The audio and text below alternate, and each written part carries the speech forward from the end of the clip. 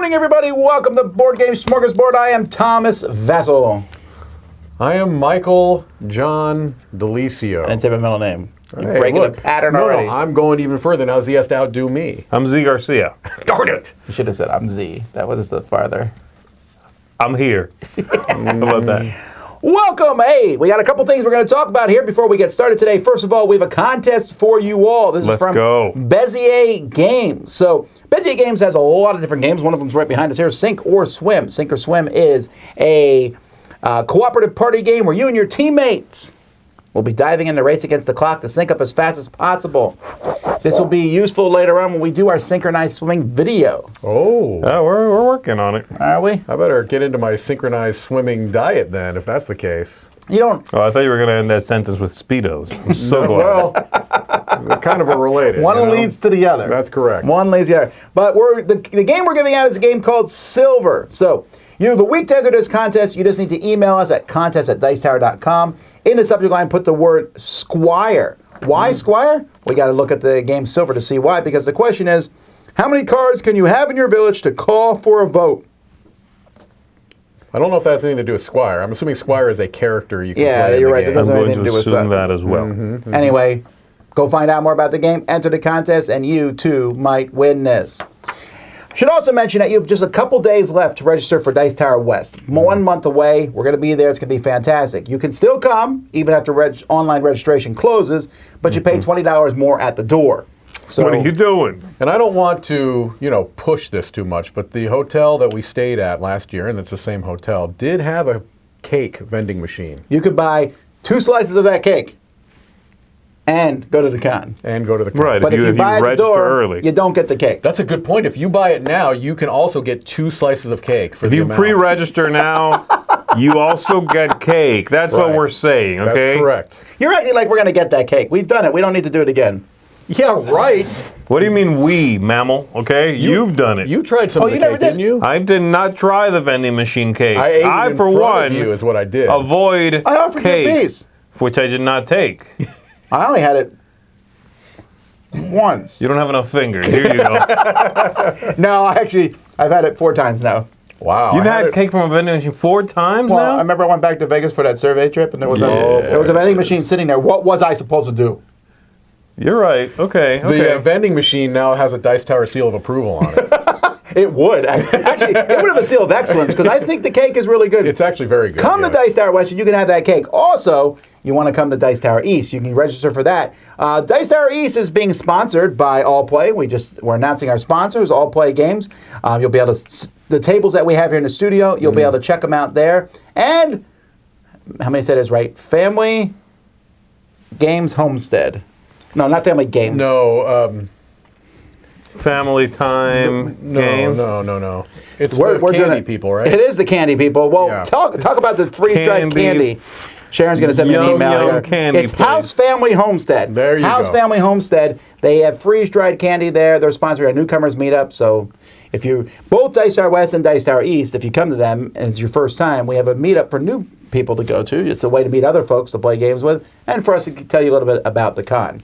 That candy is delicious. It really is. Something about the freeze drying really is. that You know what they just did on the cruise concentrates for the first pure time flavor. was lemon heads. I can't do that, Tom. That's too much. That's a bridge too far. Oh, those You freeze-dried lemon kidding? heads were. That sounds really good. I did not Delicious. try that. I'm sure they're But I would amazing. rather have that than a slice of cake from a vending machine. You're out of your mind. You're out of your mind. Oh, that's a tough call. What about if I put Z. the freeze-dried stuff on the cake? Is it still in the vending machine? Because I will crawl up in there. The cake in the vending machine Yeah. comes out so chilled that you have to wait 15 minutes. Well, they say you're supposed to wait 15 minutes before you eat it. I Because have my not. concern, Cold it's cake? cold cake. It's a refrigerated case. Oh, that that might changes make it everything. better. Right? I like cold It comes cake. out cold. Yeah, I'm not waiting no never 15 once waited. I minutes. haven't waited either. I also, I probably would put my gullet right underneath. There you go. Yep. All right. Well, anyhow, folks, that's a lot of announcements and stuff. But hey, we got a show for you today. We're going to be looking at the news in just a second. So we'll be right back after this brief slide. Cake.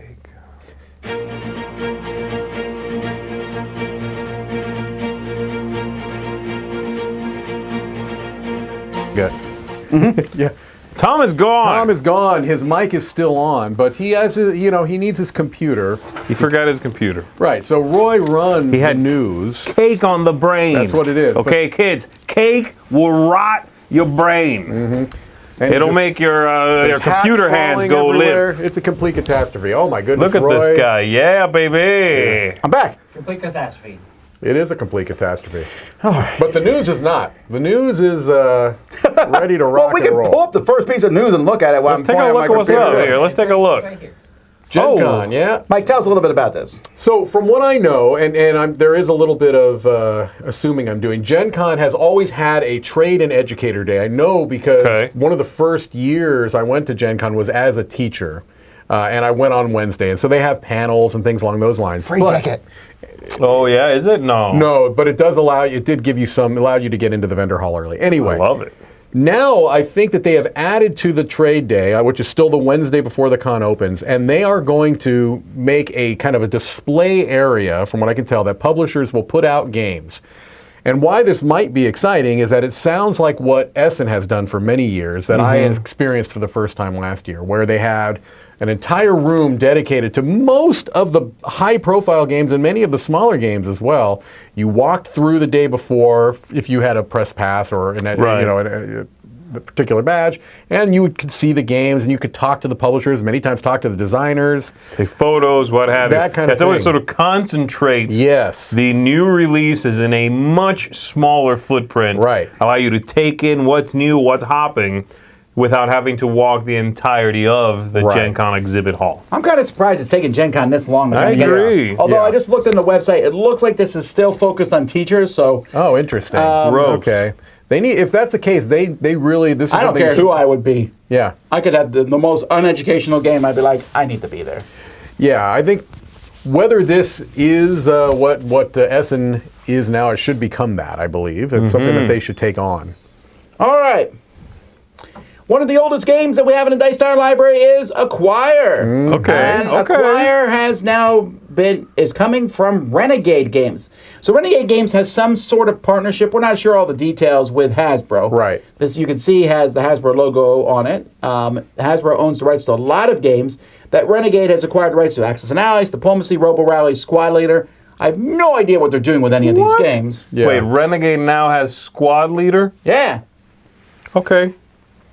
Yeah, I wonder, they're obviously going to be hitting a different market than Hasbro is. And so I wonder, are they trying to just widen the scope of who's going to be potentially coming across this game? So they're republishing Acquire, though. They are putting one They out? are. So from what I read, they're planning to keep it quiet. They're not planning to make changes as far as I've read on it. And they're going to try to make it look like the plastic Avalon Hill one with the nice pieces and all. That's the nicest version. That's what we have with in the the library. buildings. Yeah. It's coming later in 2023, and there will be a championship at Gen Con. Done. I'm There. curious how well this will do. There's no question Acquire is a classic, great game. Yeah. I'm not saying that at all. No one checks it out of the Dice Tower library almost ever. It was checked out once on the cruise, and I was glad that it was. Yeah. I wonder how well these... We've been watching lots of companies are rushing back to find old games and reprint them, and they often don't do particularly well. It's about finding... There's a point where a game was too popular before, i.e., everybody who wanted one, I'm being hyperbolic, has one. Yeah. You know what I mean? You have to hit that sweet spot where it's not a game no one cares about. That's why they didn't sell that many. Right. It's a game that people did care about and they did not sell that many because they didn't make that many. Right? That's where you want to reprint and hit that, Acquire has been around since the 60s.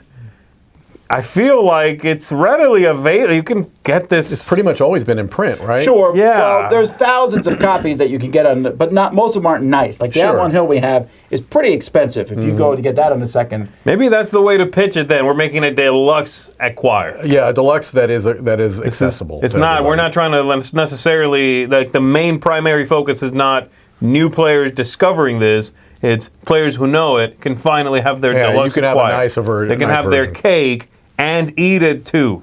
Refrigerated. From a vending machine. Acquire is a game that I'm sure a lot of people, if you're watching this, have not played. It's just... Yeah. It's an older game. I don't even think everyone here in Dice Hour Studios has played it. Probably not. likely. I've played I've it. played What do you it, mean? yeah. Well, we're the oldest people here. Watch your Roy, have you mouth, played Acquire? No. Boom. Thank you. youngsters. Anyhow, I'm curious how well this will do. And I know every time we mention this and everything, people are like, well, I really want it. Well, that's, Sure. that's That's great. good. And fantastic.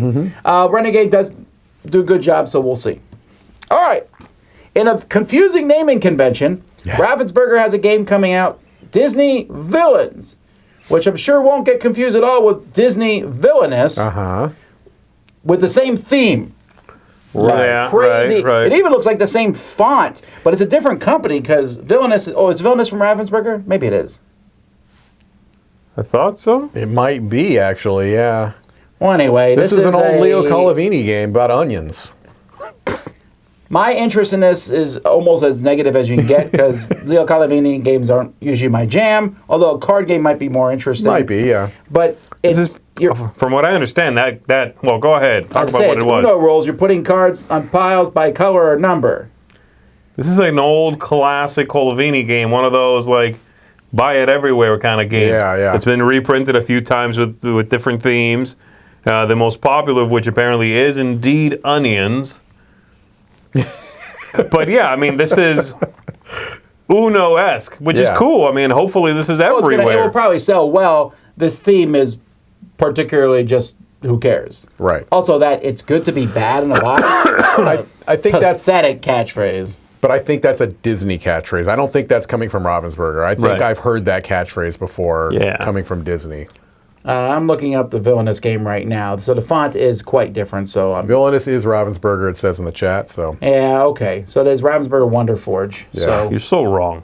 I'm all over Disney Villains, the I card still game. think it's weird that they're naming these two things similarly, but whatever. Also, what is with this fascination of being the villain? I get doing it occasionally. I suppose. I don't know. I mean, that doesn't bother me too much. Well, let's be good guys now. Okay. Disney's also coming out with not Disney. Ravensburger is also coming out with Disney Around the World. It's a kids game about traveling around in a balloon collecting stamps for passports. I suspect, looking at this cover, that this game is similar to their. It's a small world. It's a small world. It looks very much which is like a that. very, very simple game. As you move through the small world. And then you have these cards. You're like, do I see this person anywhere in the area I just moved into? Yes. Like it doesn't Great even little kids game. reading skills or anything. It's a very young game. So I wonder. This looks 4+. I would almost wonder if this is the same type of game where now we're traveling around the world and looking for Disney characters. That's probably It's gotta be. Yeah. I can see that. So, I'd rather play Disney Villains, the card game. It's good to be bad. but we're not done with Disney. Now we have Disney Word Around. Word Around is from Think Fun. It's not from Ravensburger. And you use Disney movie knowledge to find the answers. So you're looking each of these cards when you flip it over. You'll take a card, you flip it over, and you look at the next card in the pile. The next card will be red, yellow, or blue. Okay. So then the card you just flipped over, you need to find a word that's in there. So you start. So that blue one there is Mufasa. See, I see the M, and it's Mufasa. And I guess I don't get. What do you mean find a word? Like you need to know where to start? Yeah, you don't. Yeah, you got to But pick a they're letter not and start scrambled letters. They're not. Got it. So the one above that is Lee Book. Book. Jungle Book. Jungle Book. Okay. The other one's blocked. The middle one's not blocked. Yeah, it is. The yellow one. There's a Shemef. Mif. She. Mif. He mifs. Sheriff, guys. Sheriff. Oh, Sheriff. You're right. Sheriff. Okay, got it. I didn't know what that letter was. This reminds me, for some reason, of what was the thing you used to you'd put them in the thing and you'd look at them. What is that called? No, the viewfinder is Viewfinder. It looks like a viewfinder. I mean, a little bit. The round card thing, yeah. Okay. Anyway, I actually like this game. It's a fun, quick game to play with kids. Sure. A Disney thing is fine. Although Sheriff is one of those times you're like stretching. I was like, what's that from? Oh. That's from Robin Toy Hood. Story. Oh, could be from Toy Story, too. No, that's clearly from Robin Hood. Yeah, Sheriff Nottingham. Isn't Woody a sheriff? Nah. No, is he? Woody's a doll. He's alive! All right. You are a toy. Let's get off Disney here. District Noir. This is a game that you guys said you played, right? We played and reviewed it, Mike and I. Yeah, just recently. Well, this is a small... It was called Throne and Grail originally, right, Z? Yes, a little tiny Japanese, I believe, card game. Well, now Pandasars is bringing it to the U.S. So that looks good, that picture. Those cards look great. Are those cards... Is that the size they were in the original game? What do you mean, the original game? Well, there's, again, Throne and Grail is this old... Not old. It's this tiny little Japanese card game. Very small. Right. It got reprinted just last year. I picked up this at Essen. In this format, these cards are sort of tall format style. Tarot cards almost? Kind of. A little smaller than that, maybe. And so this is the printing, which is a French printing. Right. That is being picked up now. By Pandasars. Got it. Okay. Nominated so for sort the of three Os steps. d'Or, the French kind of... It's a two-player the Ace game. of Gold Did you like award. It's good. Yeah. It's a quirky little two-player game with some push your luck, a little bravado, A little shoot the moon thing going on there. Yeah. Yeah. It's All right, I lied to you because Mike decided to put this in between the Disney news. We're back to Disney. You saw it, Tom. Oh, yeah, I approved it. Yes. This is actually the one I'm most excited about. It's a Disney Dixit. Yeah, it makes sense. That's fantastic. That makes sense. If I'm just going by this one image we have here. Right. But if that's the way the cards look, I'm happy with that. Yeah, that would be cool. They didn't show much. There was one little kind of clip of an artist drawing some of this, one of the cards, and it looks great. I mean, I think this is a mix that makes sense. My only worry about this is an 80. It says there's 84 cards. That's very few compared to. I think Dixit has more than that. Not the original. No, Dixit out the gate had 84 cards. Oh, really? Yeah. But, oh wow. I think it's fine. 84 is fine. That's plenty. Especially if you're looking for a particular Disney For experience. everyone. I have like a deck of 400 now. I disagree that you need more than 84. Just throw in some of the Leo Calavini cards in there too. That'll exactly work. right. Throw in the onions. Anyway, it says that these cards, they're all new cards from Pixar and Disney films. Natalie Dombois took 2 years to do these cards. Wow. Yeah. That's impressive. I mean, this is going to be a This lovely. is coming to this is gonna be a Barnes lovely and game. Nobles. and it kind of makes sense because you have to assume that Disney has to approve all of the art. I bet. So yeah, this is going to be. That'll be a really classy game. I'm bet. sure you're right. Yeah, they'll probably do it upright. Hopefully, this will be sold at a Disney resort. Oh, I would think so. That would make me be happy nice. to see that sort of thing would being be sold there very because nice. the Disney stuff at the resort now is trash. All right. Many of you have been excited about the next Crew game. Here we have it. Let's take a look at this. The Crew. Return to Planet 9. Die, Crew. This is actually a choose your own adventure book. Yeah. It's What? not a game. It's going to be sold at Where's Barnes & the Noble. trick taking? There's Where's the cooperation? Where's the theme? There's 150 different decisions over 300 pages. That's it? So 2 decisions per page. get your fingers ready. No, 1 for every 2 pages. To save your spots in the Like, book. just in case this goes badly. You die. No, I made the other choice. I think they should keep that name in. When they change it to English, put Die, Put Crew. Die, Crew. It works. All right. In Infamous Traffic 2, this is one of many games. You can look back, I think it was a week ago. Last week, Whirligig did a video of Cole Worley and His brother. talking about all their upcoming games. They do very historical games. Mike likes PAX Premier. I like PAX Premier a lot. I like Root. Well, I mean, as far as the Whirligig games, yes, PAX Premier 2nd edition is terrific. And John Company just came out. It's a very high acclaim. The 2nd edition of John Company. And they're doing that same treatment for this Infamous Traffic game, a 2nd edition. And if it's anything like the 2nd editions of PAX Premier and what I hear from John Company, there will be significant development, some actual mechanical changes. They usually, do the components for the Whirligig games are off the charts. Yeah.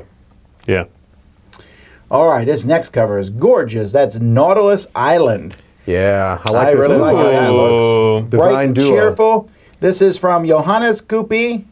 Why do I know that name? He was a co-designer of Orichalcum. Yes. And Theo Rivera. Who was a co-designer on The Loop Had a lot of things. number Tails of different been games. all over now. Yeah, His name is very established at this Very point. prolific. So If you're a player in this game, you're stranded on a desert island, but you found an abandoned submarine. So fix it, and get out. It's coming from Funny Fox, right?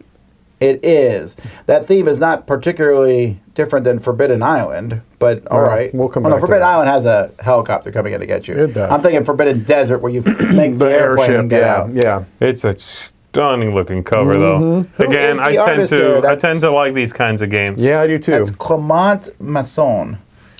Okay, yeah. All right? I It like looks that like art. the Nautilus. It looks like the what's that Antoine Boza game with the submarines? It kind of Oh, looks like that. Oceanus. that's it. Oceana, Yeah, yeah. it looks like that art. Keep that image in your head, because Okay. now we're going to Tanis. This is a new game coming from Phil Walker Harding, who's going back to his roots and doing more Egyptian stuff. Yep. This is from Eagle Griffin Games, and as you can see, Ian O'Toole not involved. No, it's not Lacerda. It's part of their bookshelf series, apparently. Yeah. Okay. So You don't like the look of that? Is that what I'm hearing? No, man. They just threw some big icons there. There's an Ankh standing up there To for me, no reason. it looks a little too similar, like Luxor, the Queen game. I don't. It looks a little. It's not bad art. I think it's very generic art. No, I don't. I'm not necessarily criticizing. I'm criticizing the layout of that cover. It's okay. That makes me not want to play that game. Interesting. It looks like, wow. collect these icons. Yeah. Okay. You like that cover? Yeah. I don't. So the bookshelf series, that's the one that is got like ink and gold and. It's in its. right. They've done more than 20. The I think, little at this ones? point. Is that the bookshelf series or I is don't it know. not? Oh, you might be right. Yeah, that started with. There's Money was the first one. Right, yeah. It was For Sale. And they've gone on and on. Oh, I thought this was going to be a big box. Okay. I don't. It's a 2-player only game. Yeah, and they're all over the place in quality. Yeah. Some of them, like For Sale, are some of the Or best ink and games gold. ever. Terrific. Yeah. And others are like Birds on a Wire and Cornucopia that you Looting probably never heard of. Looting London also did not get a lot of love. Yeah, it's an okay game. However, It's this is very Phil Walker abstract. Harding, so we're assuming it's good.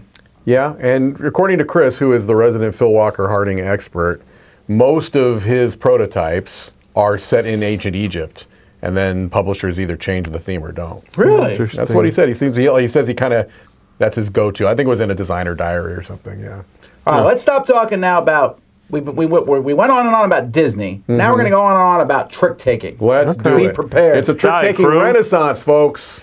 So first of all, we have trick taking news. Here we got Zimbabwe trick and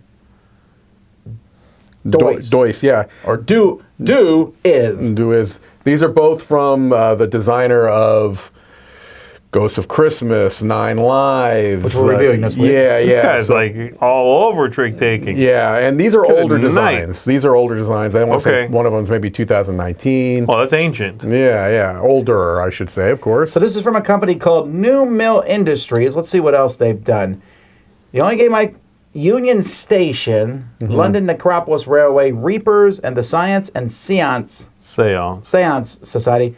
All these games are ranked very low. I think they're small projects. I think they are all Travis Hill did the one. Okay. Yeah. Like I think even maybe it were part of a Make 100 program. At least some of them might have been. I don't know that for sure, but So are they reprinting these? they're making them available to the English-speaking market. It says we are a punk rock publisher. There you go. Do you say that about yourself? I don't say that about myself, no. I think it means DIY kind of a thing. I'm There's not a publisher, though. I like a punk rock ethos. I like that. So one of the Ethos. guys in charge of this is Daniel Newman, who designed Dead Men's Cabal. Got it. Okay. And then the other guy is Tony Miller, who did Kabuto Sumo. Oh, Okay. got it. Okay. All right. Okay. Cool. Hey, I'm been on a kick on I have these. been on a trick-taking kick, and Yeah. so I'm excited to try these. I've liked his designs so far. So, Well, the first one, the Zimbabwe, simulates hyperinflation. Zimbabwe. Oh, you're right. That is Zimbabwe. Sorry. Yeah. So you're gonna play cards on top of other cards to make larger values. Okay. Oh, okay. Got it. Duis, that's gonna be released as a game called Charms, actually. Okay. And you have a hand of number cards and suit cards, and you play one out of each, but you play only one card per turn, changing only the number in the suit as you attempt to make your bid. So, like, I'll have a pink card in front of me, and now I play a 3, so I have a pink 3. And I play a yellow, now I'm playing a yellow 3. Or I play a Interesting. 4, now on the pink 3, and now it's a pink 4. I got it. Yeah. That sounds really interesting and bizarre. That one sounds more interesting to me. There's always some weirdness with their games. Some crazy stuff. All right, I'm interested. We're not done yet, though. We got Trick Takers. Not a big fan of this name, actually. This is from the Portland Games Collective. So there's a lot of small companies making... They're bringing... Yeah, they brought over Haggis, I want to say, and yeah. So this is 3 rounds of 5 tricks each, and you want to win 2 of the 3 rounds, or not a trick at all, or your character's victory condition. I like the look of these. You don't like the look of these? No, I said I didn't like the name. I like that logo, though. Yeah, I've heard that this is a bit of a heavier trick taker. Like there's more stuff going on. Really? Oh, wait a minute. Yes. Someone showed this to me at the retreat. I remember that now. Oh, because really? they said because it's all special abilities and stuff of these different characters. Right. And there's different roles, so it's kind of like a Citadel's type trick-taking game. Got it. Yeah. Oh, okay. Yeah, I've heard there's buzz about it for sure in the trick-taking circles, you know. All right, let's jump to the IP that's everywhere now. No, it's not. I'm not saying it's Sherlock Holmes. Jekyll and Hyde. So you guys play Jekyll and Hyde, right? Yes. Again, I got to review it on the channel, so check that out if you want to know more about the game at the top there. Yeah. Standalone sequel. This is from Mandu Games from Korea, called Jekyll and Hyde versus Scotland Yard. Yeah. Which is a weird way to title that because wouldn't one of them be helping Scotland Yard? I'm not sure exactly how it works. I know the original game, it's a 2-player only trick-taking game in which one player is Jekyll, and they want balance, and the other player is Hyde, and they want that discord. Chaos. They want disbalance and chaos. And so that's the main hook there with the original game. One player is trying to make sure, Jekyll, that both players have the same number of tricks. You don't care who takes which. Same number, or as close as possible. Okay. The other player wants them to be uneven. Right. And they don't care if you're the one who ends up taking 5 and I take 1, or vice versa. It doesn't matter to me. Interesting. As long as they're unequal. As long as they are as unequal as possible, right. So Jekyll and Hyde versus Scotland Yard is a cooperative 2-player trick-taking game. Right. With, I guess, Jekyll and Hyde agreeing to work against Scotland Yard or something like that. Well, Jekyll, it says you want to maintain that duality, which you just mentioned, but also not get caught by the police. Yeah, so... Right. Sounds interesting. The first one is a freaky, strange game. Yeah, it is. I am looking forward to seeing what the designer does with this follow-up. Me too. This is a story-based game. It's now cooperative. The first one was not cooperative. Yep. Story-based game. Sorry. And they added a new... I'm repeating that. They added a co-designer to this one, too. Oh, there is a co-designer. Yeah. Who is it? I'm not familiar with the co-designer. I'm not... Yeah. Olivia, I can't quite also read that. Vincent Dutrait. That's all. Why don't you start there next time, okay? No one cares about what the gameplay is. It's Vincent Dutrait artwork. I'm pretty happy with what Mandu is. Is it Mandu? You said Mandu, right? That's the pronunciation. No, Mandu. Mandu. I'm really pretty happy with what they've been doing. I mean, they had a big presence at Essen. They do some really interesting stuff. They really do. They do. I like them a lot. The new one's cooperative. Yes, it's cooperative. Correct. There's a new Dungeons and Dragons. You liked this one, right? I did like it. I didn't play it. I gotta remember which one was which. They're like 2 or 3 of these came out at the same time. 3 came out at the same time. Well, there's the paper cutting one was also like right around the same time. That was different, yeah. This one's themed on Heroes of Waterdeep. Yeah. So the Waterdeep city, that's a very popular city in Dungeons and Dragons. Yeah, I liked it. Okay, I think we're back. All right, we're back. We think we're back, yes. All right, we're talking now about Micro Macro. The 4th version of Micro Macro is coming out, and now you can put them all together. Well, I guess you always could. But was that something advertised that was told us that was the case, and I never knew that anyway. Also, how are you supposed to, where are you going to put, Micro Macro takes up a good chunk of the table. One of those. Sure. For 4, you have to use the floor, and I'm too old to do that these days. Is it also like just a cute thing, or do you actually utilize previous maps? I don't think that doesn't make any sense to me. Because you've already Well, hopefully they had the foresight to put stuff on all the maps. That's cool if that's true. No. That's exactly what I'm saying though. Like when I buy a new one, I can abut that to a previous map. That's cute. Abut. Yeah. But Does the gameplay from the second one, let's say, spill over into the map for the first? I have to assume not. That would be insanity, seeing as how I can just buy the second one. No, I'm So what's the assuming. point? I'm assuming that when you have all four, then there will be something that ties them, all, together. Later on. Or it's in the fourth one. Or stop it. Okay, got it. Well, I don't mind. I mind. Okay, I don't mind if there's a connection between all four, as long as you don't need to own all four to do one. If that makes sense. That's what I'm saying. Yeah, like as long as they're independent and you're not like, follow this guy back onto map 1. I'm like, no, I don't have that one. That's insanity. They have to be standalone. Yeah, someone in the comments mentioned about paper in their walls. I would love to put these on the wall just to walk by and look at. Yeah. It's just that the black and white. You That's look like look, a straight up murderer. I'm No, sorry. that's a look. That black and white No, thing. I get that the black and white's a look, and it's a good look for a game. I don't think it's a good look for a wall. I disagree. It depends on what the wall color is. If What color would you like? What does it matter what color the wall is? It makes a huge difference. No, if you've because got that's a gonna white be- wall and you put it up there, it's not going to look good. If you've got a color that's going to make that pop, it's going to not look going to. good. These aren't transparent. It's still going to be a big white. The city's still on a white background. Have you not seen white art before? Art with a lot of white space? I mean, that's I a don't whole care about the look. white art. I care about going up and looking at it. I just think I would have more fun if it was color. Maybe. I don't know. Maybe I can have my kids color it. The point being, you guys are forgetting these come in a folded piece of paper. It's going to be creased beyond repair. Yeah, that's true. If you sold me this That's what as a piece of irons are artwork for. that is rolled and I take it home and lay it flat, I'm not ironing out this piece of You need to iron your junk city. to put on my iron wall. paper and Iron get the it Iron city. out? paper, yeah, put something over it and then iron. Ooh, You've never done that? I have not. Oh, I love to iron anything. Mm-hmm. Literally anything I'll iron. That's correct. Good. From now on, we go traveling. You can be my new ironer of my shirts at conventions. No. You just said you love to iron. I said I can iron anything.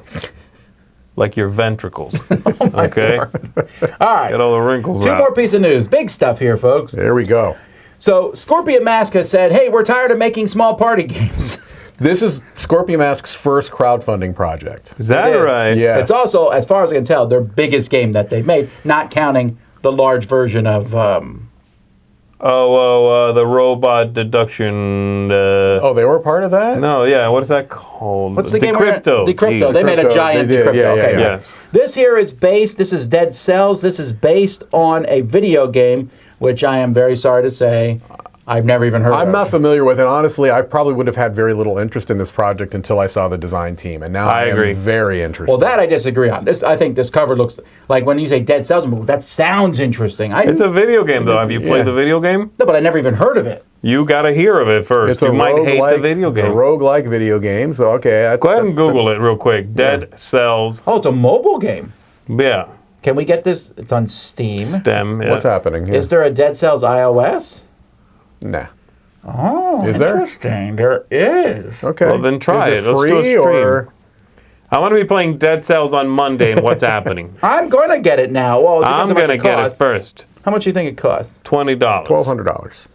Actually, if it does cost $20, I'm more inclined to be interested in Because it. you know it's going to be a good Because- product. Yeah. This one is $9, but then it says offers in-app purchases. That bothers me How much more. is it? $9.99? $10 plus $8.99? plus IAPs. All right. Nah. Okay. Anyway, okay, so forgetting all that, and maybe some people say, oh, it's amazing. It's included in it's included in Apple Arcade.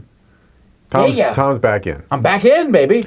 Anyway, this design team is stellar, and so I'm hoping the game is I good. agree. We're talking about the board game now. Yeah, Bowser and Lebrat, and I can't see them all there, but LeBlanc, Theo Teo Yeah, here, I Ludovic mean, Moblanc is in this. yeah. That's a nice little collective there. And they said 45 minutes, and normally I would scoff, but these guys can do that. They can absolutely do that. Yeah. Were they the team that did Draftosaurus too? Yes, I believe And so. that's a super quick little game. Unfortunately, they're also the team that did that Arcase. Arcades That has game not that come out is yet. lost in limbo. Yeah. Where is Arcades? Anyway, this is coming to crowdfunding in Q2, and then it will probably come out next year. So Yeah. Looks neat. This is going to make a bunch of money. by the think time this so? comes Video out, game is popular. I Oh, will that's a have good point. a chance to have played the game. Now you'll know. That's happening today. That's correct. Look at that sword. Yeah, it's a seems like it would- necro sword. It seems like it would break really easily at that one middle point there. It better not have break. If it has broken equipment, I'm out. I hate breaking equipment in games. And I love Zelda, but I hate that. I'm hoping they change it for the upcoming one. That We'll would be see. nice. All right. And then, out of nowhere, news none of us expected. Okay. No, this Forbidden was. Jungle. I am kind of surprised by this. I thought they might be done with this series. I agree. It's been what I a just while. said. Oh, I thought you were being sarcastic. I'm sorry. I really Oh, you're did. right. I am sarcastic a lot, to be Yeah. fair. Okay. No, when you announced it, I was like, oh, I thought this series Yeah. was done. Because I thought Forbidden Sky. Skies, they were like, oh, okay, we're done. Yeah. I agree. We don't have a lot of information other than this cell sheet, but that's enough to get me excited. Well, I let mean, me What does it say? zoom Tom, in on read it this to me, cell please. sheet here. Read it to me. Embark on the next thrilling chapter in the Forbidden series. Okay. Your team has crash landed on a mysterious jungle planet, and you Yes. need to work together to survive. Oh, it's like Yes. space. Wait. Jungle Planet. Have you not learned every planet in sci-fi has one terrain type? Yeah, okay. It's a jungle planet. Okay. Search the ruins of an abandoned outpost for an elusive escape portal while Okay. fending off the ever-growing horde of venomous creatures and an escalating chain of collapsing locations. I'm in. Shift tiles to power up the portal and live to see another day. Shift. It is by Matt Leacock, but wow, this does sound like he went back to his roots to do Sounds the first closer two to games. desert, and yeah, because you have shifting tiles, because the sand kind of shifted stuff around. This is probably shifting collapsing locations. tiles is from the first one. It's from the first one. I'm going to say this is basically a slide puzzle. I hate slide puzzles. I hope that's not true. I'm going to say that this is basically a slide puzzle. I stuff up. hate Yeah. slide We do puzzles. not know if that's true or I'm not. making things up, and I'm going to go out on a limb here and say this game involves slide puzzles and closed circuits. Okay, So let's there's see. Like the something we last can. one. There's certain things we know, right? It's going to be in a tin. Yes. It's going to be reasonably priced. Yes. And it's going to have components that seem like they are way above the value of what it costs. Unless something has changed, yes. That's what they. I mean, 45 minutes, 2 Yeah. to 5 players. It weighs 1.9 pounds. It's 8 by 8 by 3. Mm-hmm. These cell sheets are useful. 42 cards, 24 tiles, 24 web tokens, 20 eggs stolen from Wingspan. Got Doesn't it. say that. 15 hatchlings, 12 alien creatures, 6 pawns, 6 meter clips, Yeah. a threat meter, and a threat meter stand. Are there cards? 42. because yeah, Okay. you'll have to have equipment cards and stuff. All right. Okay, no, I'm this really does excited. sound like When he's is gone this back to the coming roots. out? That, I have no information on this cell sheet for. I need to know that. If you got a cell sheet already, I bet it'll be out Soon, right? Q2, Q3 Yeah. latest. Yeah, would be my guess. No, that's cool. I'm all over it. Me too. Except the tin. But what do you do? Yeah, don't that's mind just that. part of it, you know. Still hate tins. I'm not So many thrilled, years but- later. They stabbed my brother. Tins. Tins. Me and tins. All right, that's the news, folks. Let's keep going.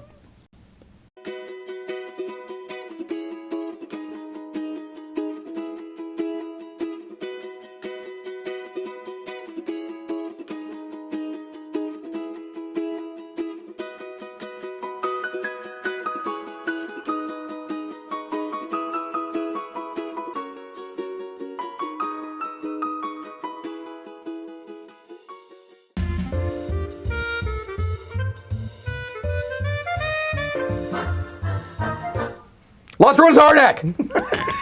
Can't we go back?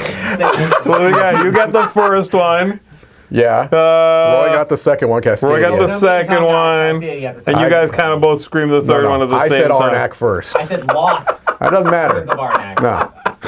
All right, folks. Today we're talking about our top 3 cities Okay. in the U.S. Okay. This is based on, well, actually, I didn't tell people what to base it on. You know, many years ago, Z gave me a top 10 book list. That is now where I'm getting the ideas for these. When we're not doing movies or whatever. Yeah. They're these are our top 3 Marvel-themed cities. No. Let's go. So what did you base yours on? Like, I'm going to get so much grief about Oh, this. Why are you- boy, here we go. Because This I is going to haven't- be some history thing. Here we go. I have a strong West Coast bias. but I don't understand why you think you'll get feedback. You're not saying we're not doing our lowest 3 cities. That I could see us getting feedback on. If I say Also, I it has to like be a place city, I've been to. Sorry. Yeah, no, I mean, I've been to all 3 of these places. yeah, me that's too. good. I mean, I'm just saying, I have, my point being, I haven't really been to that many U.S. cities, I Got it. think. There's a lot of them I'd like to go to, like Yeah. Seattle I've never been to. Yeah. Chicago I've never been to. Okay. So I would like to try some of these other places, Gotcha. but the ones I've got are just places I've been. Yeah, I've lived on both coasts. I've lived in the Midwest. Now I've lived in the South. So yeah, I mean, I've been to a lot of cities. So I've been I'm excited for your everywhere, list much more than I am to share my own, I'll be All right, honest. well, Wow. my list is wow. trash. Then you should start. Okay. If you think his will be that much better. It's I not. think so. Mine is not that interesting. Is it Homestead? Is it No, Florida City? no, it's not that bad. Jeez. Kendall. I've been to a couple of places. Anyway, my number 3 is going to be Fort Collins, Colorado. Okay. Fort Collins. That's a good start. It's a very lovely place. I've been there because I was out there visiting the illustrious Mark Streed. Oh. And that's where he's at. Or he Gotcha. was. I think he's still there. It's a beautiful place. And I love the weather in that area of Colorado. It's like, it was a revelation to me. I'd never been to Colorado before. And I'm like, this is a perfect cross-section of a lot of stuff. Fort Collins was beautiful. Very bright. It felt fresh. It felt clean. It felt great. I love the weather there. I liked the altitude was not too much. You know, it wasn't up in the mountains wheezing, but Right. I also wasn't ground level. I just found it to be, and then the vibe felt both new and young and kind of on the edge of hip, but it also was not like, you know, Soho. It wasn't like, okay, too much. I'm like clearly out of this age group now. So I really liked it there. A lot of for such a beautiful area, a lot of creatures there, though. You have minotaurs there and dragons, and I'm trying to think of all the things that attack Mark on his walks. Aliens. Got it. Oh, wow, I was that was a so really- lost. I was like, I'm not sure where Mike is going with this, but I'm going to nod and smile. Got it. A lot of things attack Mark, yes. My number 3 is down to, I had 4. My bottom 2 were both cities in Florida. Okay. Your Because bottom 2? 2 and 3. I mean, 3 and 4. Okay, Three got and it. 4. 3 and 4. Were cities in Florida. And I really struggle with this, but I think superficiality is beating out beauty, which is beauty's Pensacola. But so Pensacola's So out. Orlando. Orlando. Wow. I don't care. You know what? Every time I go to Orlando, I get excited. This is Dan Hughes' favorite city in the Whether I'm going to, it doesn't have to be Disney, Universal. Right. I just like the fact that everywhere I go in Orlando, there's something interesting. I like that, and it's less. I mean, Vegas, you could say the same thing about. It's just Orlando feels a whole lot less seedy.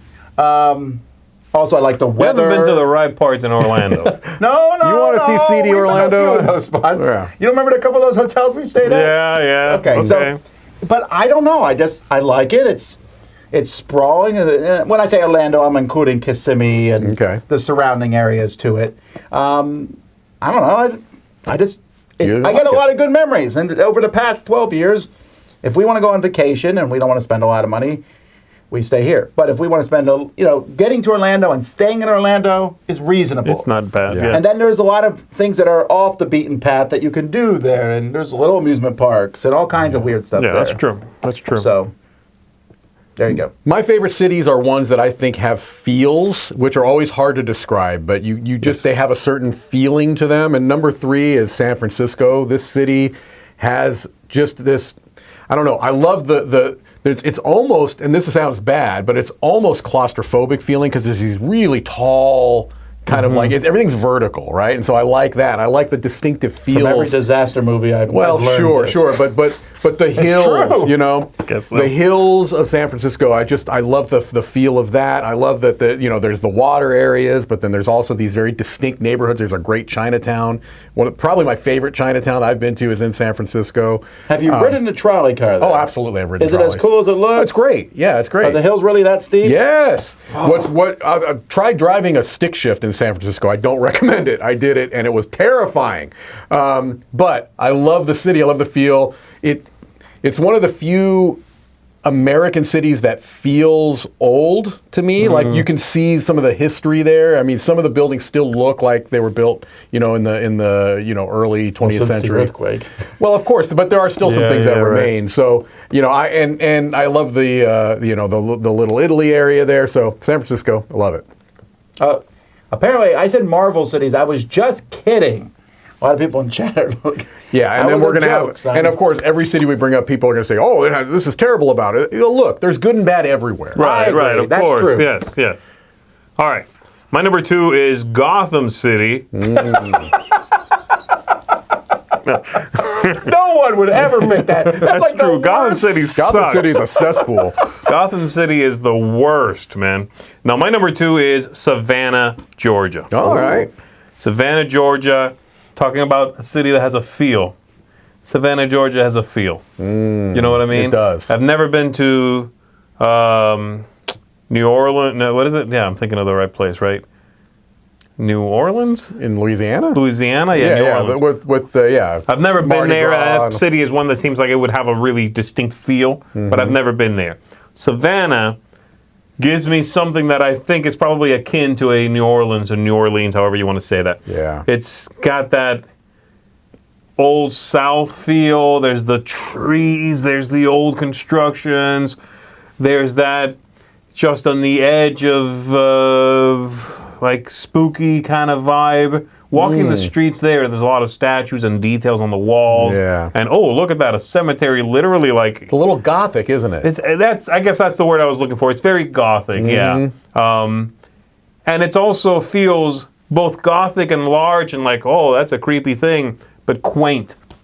There's something quaint about Savannah that I really do enjoy. The people are so polite generally too, right? Yeah. Savannah has a neat, and again, yes, you can go off to the beaten path, and it's a little run down, like anything else, but I do enjoy the feel in Savannah. It's a place I'd like to go back to. So, Savannah, Georgia, my number 2. It's a good call. I like Savannah. My number 2, I just like the area a lot, and that's Columbus, Ohio.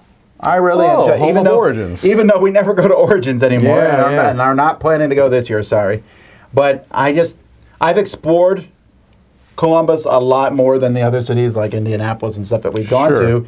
I don't know why. I just have been there. Yeah. There's that little German area that we went to. The restaurant. I don't know. There's just the food is definitely a big thing for me when it comes to cities, and I make no apologies for that. But also Columbus, and again, if you live there and you say they're the rudest people ever, I found it to be a genial city. You know, it's fun to talk to people there, and I don't know. It's not quite mid-America, but it's pretty neighboring mid-America, pretty close, right? yeah. And I think there's a lot of interesting things to do. I wish I lived there sometimes because they have one of the most consistent, biggest game meetups in the country. Right. Yeah. The Columbus Area Board Game Society.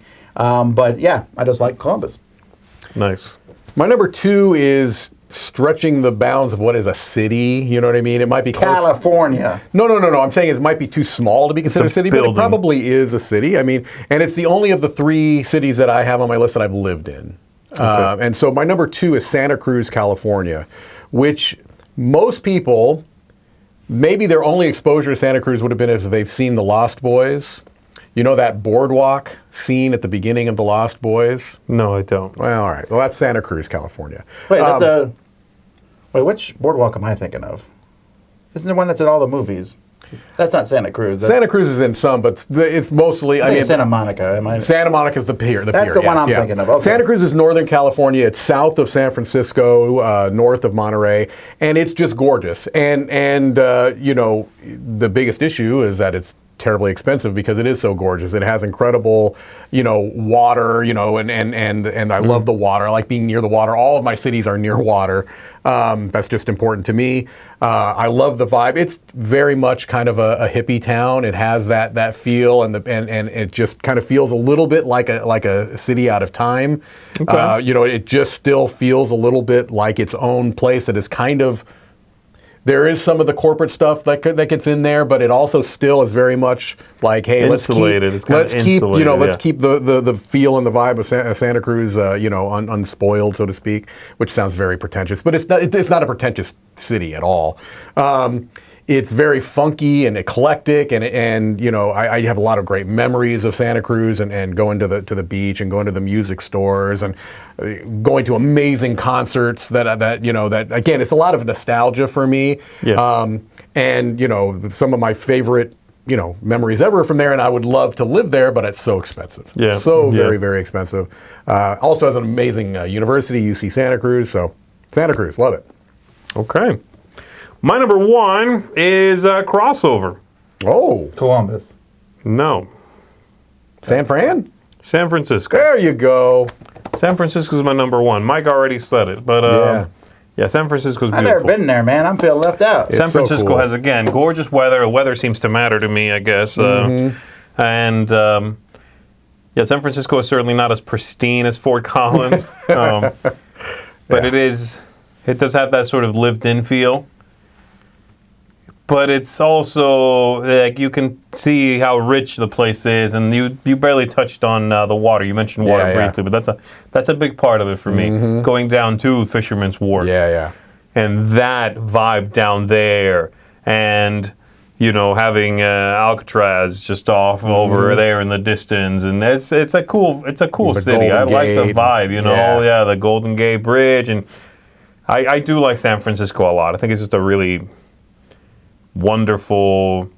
Yeah, it's hilly. I mean, there's a lot of ups and downs. And driving around there, which I did not do.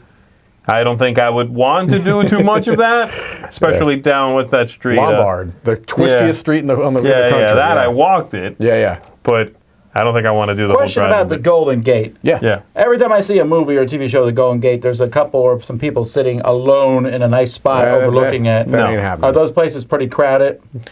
Well, it depends. I mean, people walking you can it. walk it. No, I'm talking about in the background, like someone parks their car right here. Sure, there are and then places. there's Over by a the Golden Redwoods? Gate, or wherever it is. Yeah, there's plenty of places. I'm assuming you can those park. places would be packed with people taking in the same site. No, there's so many views to big. the bridge on both sides. Yeah, you can find yourself a spot. I'm sure. Yeah. All right. Anyway, there you go. My number one, San Francisco. Mike nailed it. My number one is based 80% on nostalgia. I didn't grow up in a city, but I grew up near it. And I would not, it's cold and it's crime ridden and it's There you go. dirty and it's not particularly pretty, but I like Philadelphia. I can't help myself. And you grew up near Philly, right? I grew up near Philly, Yeah. and when we went to PAX, I could just walk around that city all day. I love the history. I really do. That's a big part of it. I love the fact that so much of America's history started there. Sure. That's really cool. But I don't know. I love listening to Philadelphian people talk. I love their rude attitude. It just sounds terrible, but it just it's nostalgia. I think it just reminds me of my childhood. I like the food. It just feels like there's so many interesting things. I just walk around a corner and it's interesting to me. I will say one of my favorite parts of going to PAX a couple of years ago was walking a little over a mile to and from where we were staying to the convention center every day. I really enjoyed that. I had been to Philadelphia before, but I had gone to the very specific areas. Like, we'll go to the Liberty Bell, go to this. Sure. This was just walking through. It was great. Well, you missed it this year. We did the same thing, except we walked through the most boring patch of nothing.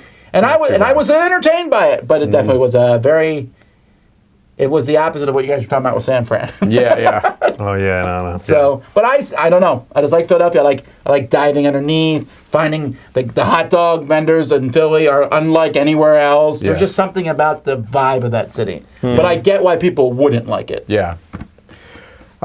So my number one was actually mentioned already by Z, but you said you had never been there. My number one city is Seattle, Washington. Really? Oh my gosh.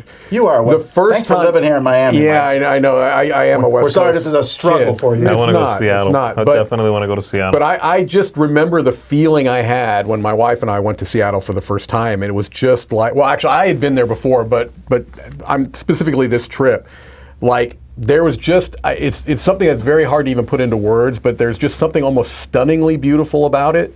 It's the mixture of the water, the Mount Rainier. It's a very walkable city. We rented a car that we almost never used because we walked everywhere. Okay. Just amazing neighborhoods. That also is very cool to me, is that there's a lot of American cities, and this is not bashing them at all, but that don't have as many distinct neighborhoods. And Seattle felt like it had a lot of distinct neighborhoods where there were different feels in these neighborhoods, and you can walk through one and you're like, yeah, that had a different feel than this one.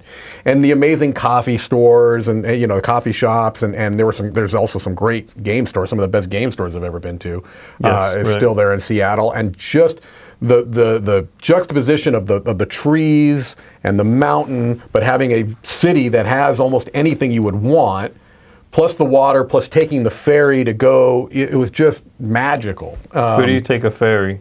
We took a ferry to go to Bremerton, I think it was, from Seattle. My wife's cousin lived across, you could drive it, but it would take you so much longer than to just take a ferry. So you take a ferry to another place? Yeah, that's just across a bay. Okay. I wish I knew the geography better. Towards the U.S., I guess?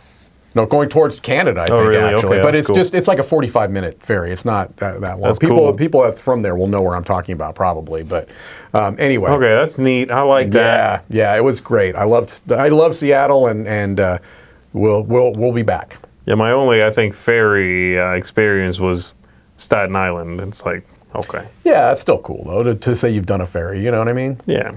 Statue of Liberty is cool. Well, Yeah. there you go, folks. Those are our 3 favorite cities. Woo! Hi, everybody. I'm Joey. And I'm Alex. And we're here for another segment of Shelf Storage or Sell. We are. It's going to be a good one today. The word segment always throws me off. I know it does, doesn't it? I always want to say episode or show or whatever, but it's just... It's a tough word segment.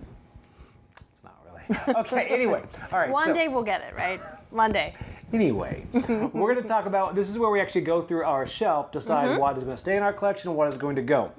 So this one we are grabbing a Richard Garfield game. We are. Now talk about some pedigree. Yes. I mean, why would we get rid of a Richard Garfield game, right? Why would we? If we do. Yeah, so this one is by AEG and this is Greedy Greedy Goblins. Greedy, greedy goblins. This one, when it came out, was hot. Everybody loved it. And not just Richard Garfield, you got AEG, you got everything. And this game, it's about greedy, greedy goblins. So Correct. pretty much it is a push your luck game where you have all these mines out there and you start to put different tiles on different mines and it's real time. And you can have 1 dynamite is good on a mine, 2 dynamites is even better, 3 dynamites you blow up. And there's a lot of different things to put on the mines. There's a lot of fun going back and forth. And it's a very exciting, fast-paced game. I was going to say, this game is really good for like beginner gamers, intro gamers, lightweight family type of games. This is kind of like that nice sweet spot right there. Right.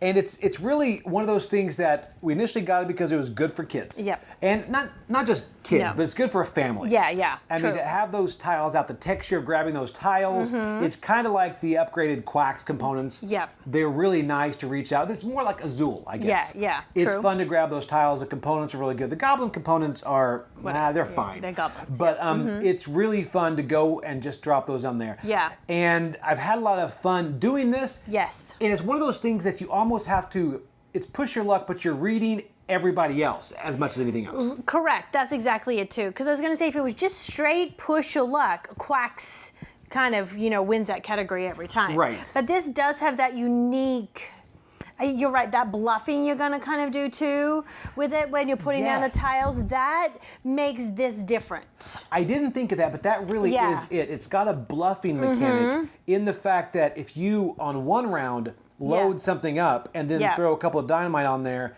and you drop your goblin and you score a lot, the next time they might think you're going to do it again, throw their goblin on there, or they're going to just think you're throwing them off. So it is a really interesting bluffing and reading the other players. Correct. It is indeed. Yes. Yeah, so that's actually really good.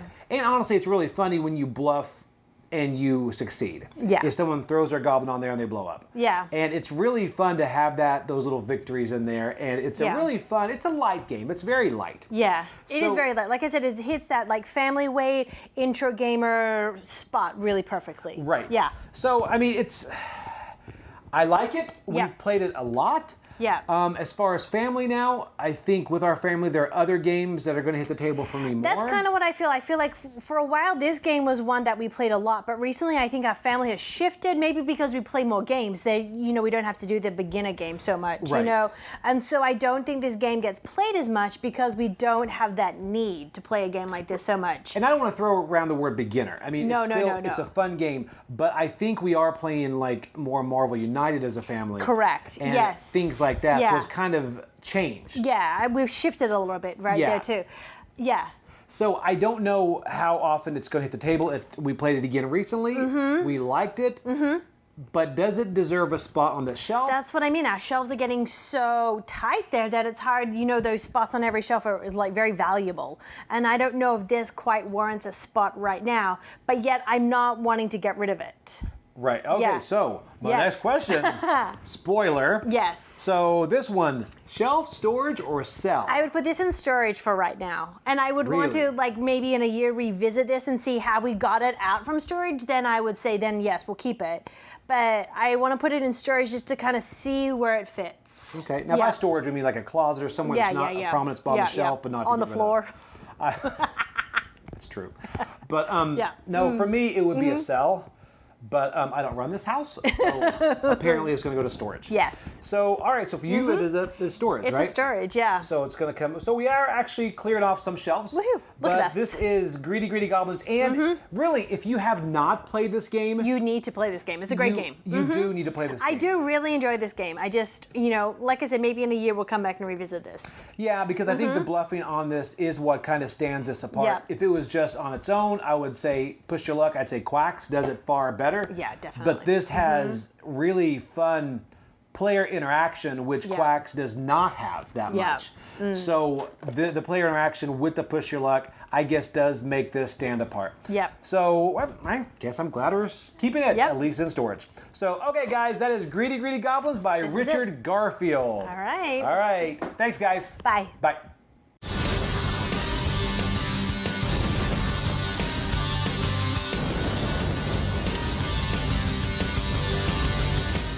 There's a lot of talk on the internet these days about replayability with board games.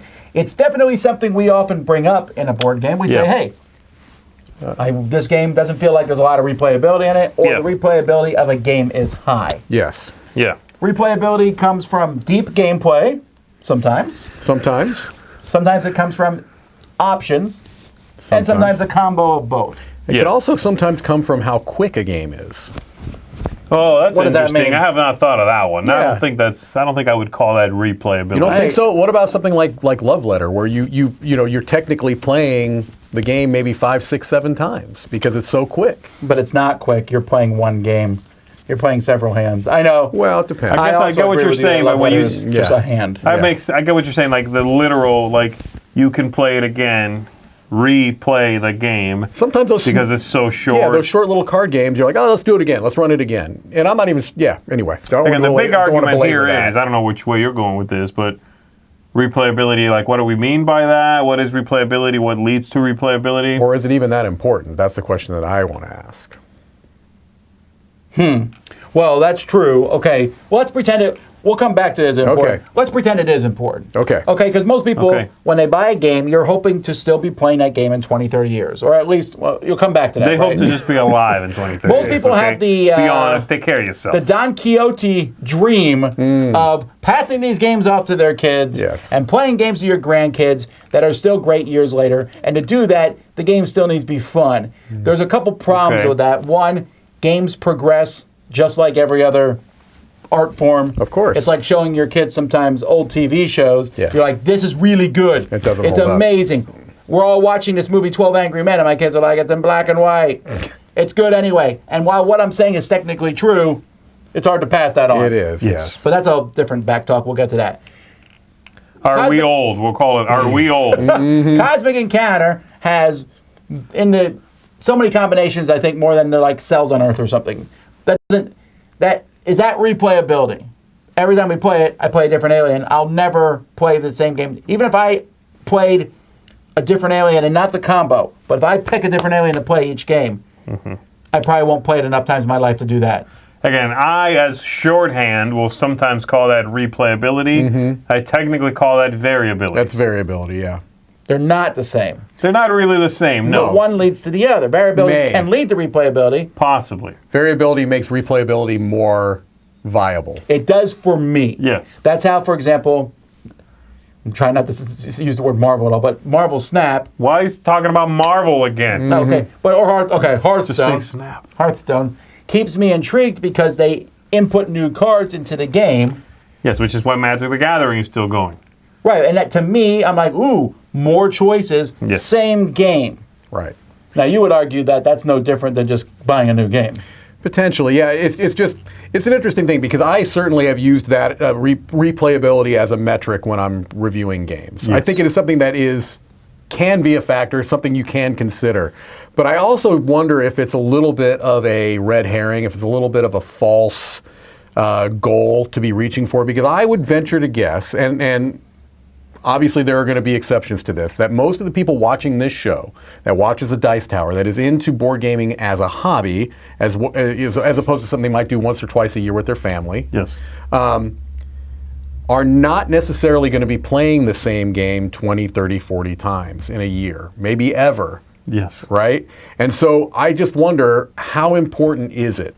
I know that when we are spending $70 to $100 for a game, we like to think, and I'll speak for myself, yeah, I like to think I'm going to play it more than once or twice, because then there's this idea of it's a value judgment, right? I'm getting value out of this.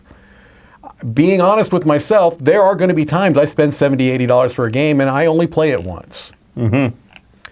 Not through a fault of the game necessarily. It's time. You don't have the time. Right, I don't have the time. Whatever. So I don't know. I wonder how important it is for a game to be able to be played 50 times and have a completely different experience. I also think there are certain games that are more, we were talking about this in the office, Euro games, are they less likely to have replayability than something like Cosmic, where it's more about what's above the table, the people interaction? I don't know that, but... Yeah. I do realize, to counter that a bit, some people are on budgets. Of course. Some people say, A lot of people, I buy 1 or 2 games a year, Yes. so it better be replayable. Yes. Even though a lot of those people can also replay games by playing your friend who can buy that many games. Sure. That's the reason game groups exist, is you don't ever have to buy a game in your life, actually. Yeah.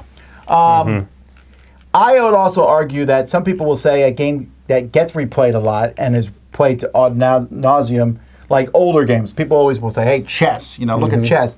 But I would argue that that's also a product of its time. Chess came out, there was no competition really. Right. And because people play it so much, people play it so much. And I'm not taking anything away from chess. It's a deep, involving game. But I think there are many, many, many games that are come out now that could be in that same position had they also come out in the 1400s or whenever chess came out. Yeah, that's true. I think, again, replayability in that word, if you take it at face value, does not necessitate extra variability in setup or new cards with new text. That stuff is fun, and it's going to bring that game to the table again because you get to experience a different story or different story beats. Replayability, which does apply to chess because it is very replayable, I consider more to be about emergence gameplay. Yeah. This idea of, I'm starting here, I don't know where I'm going to be in a few turns. The gameplay is going to emerge from choices that are being made. So my end objective, wherever this all goes, is going to be different from the last time and different from the time before that.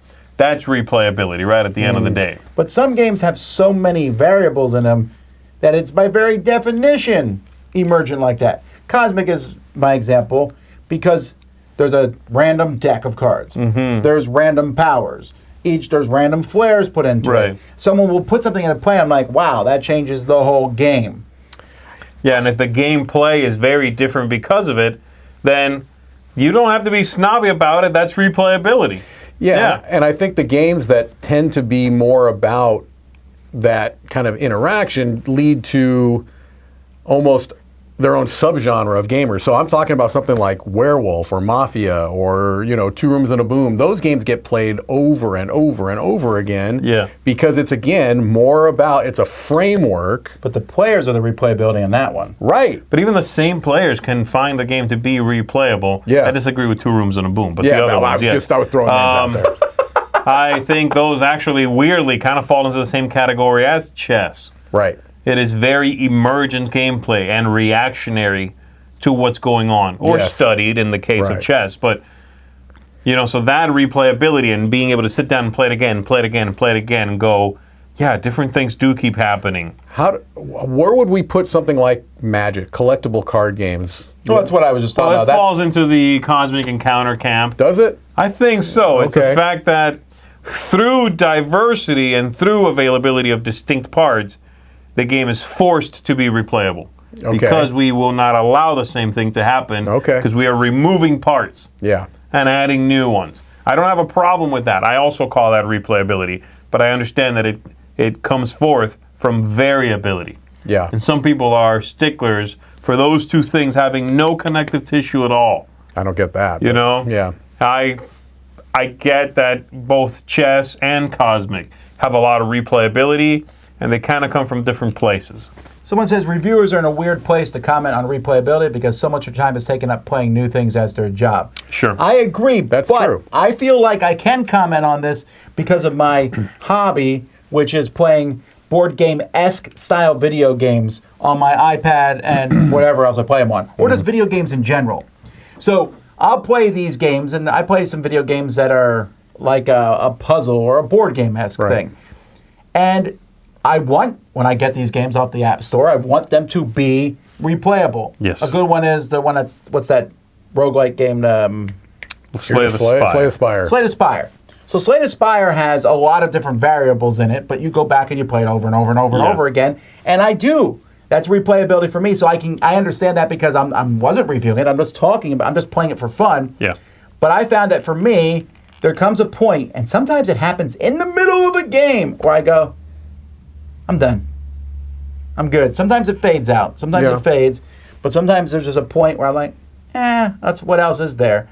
And for me, then the replayability is gone. I'm like, I've already seen this. I've already done this. I've achieved a goal here, whether it's a small little game or not. Or just that feeling of, it's not even about having seen it, which is the very sort of Amerithrash kind of mindset, right? Like, I played the storyline already.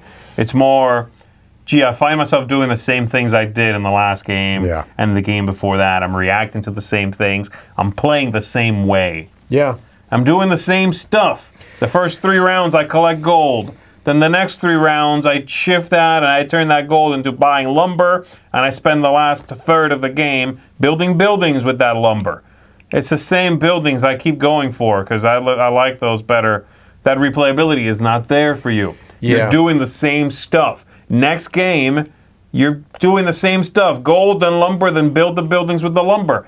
That there is the flip side of that. Yeah, and that's why sometimes we use these words. I'll speak for myself. We'll use words that are maybe a little bit vague or hard to nail down. Things like dynamic. You know what I mean? It's like there is a thing. Someone in the chat said that if you've played a ton of games, you can oftentimes tell whether a game is going to be something you're going to want to come back to over and over again. I think there's an element of truth to that. It's like, okay, this game is not terribly dynamic. I don't really see how I'm going to approach this decision space any differently in future games, which is exactly what you were saying. Right. It's like the paths to victory are narrow, the strategic lanes are narrow.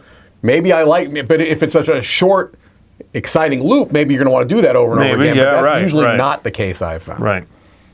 Well, there you go. We just condensed the entire debate down. We're done. I think there's nothing more to say. Nothing more to say. This is a yes.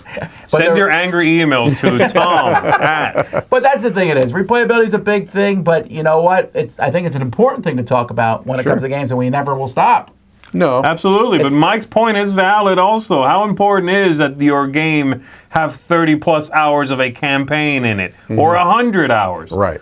Are you really playing through 100 hours? Maybe, but I feel like a lot of people are not. Right. So at some point, that argument really does turn into diminishing returns. Yes. But it makes me feel better to say I could. That's the thing. Yeah. I think a lot of times it's psychological, absolutely. yes. All right, folks, that's the end of Board Game Smorgasbord. I'll be back later today at 2, which is a few hours away. We'll be talking about the most played games on the cruise. What are they? Ooh. Do they have replayability? Anyway, until then, though, I'm Tom Bassel. I'm Mike DeLisio. I'm Z Garcia. Thanks again to Bezier Games. Sign up for Dice Tower West and East. Bye.